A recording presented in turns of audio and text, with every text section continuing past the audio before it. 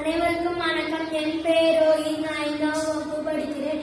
நேதாஜி சுபாஷ் சந்திர போஸ் அவர்களை பற்றி பேச்சு சொல்ல வந்துள்ளேன். முயற்சி செய்தால் முடியாது ஏதாவது இந்த உலகத்தில் உள்ளதா? விடாமுயற்சி, விஸ்வரூப வெற்றியம், தைரியமும் தன்னம்பிக்கையும் நமக்கு 2 கண்களாம் போன்றவை.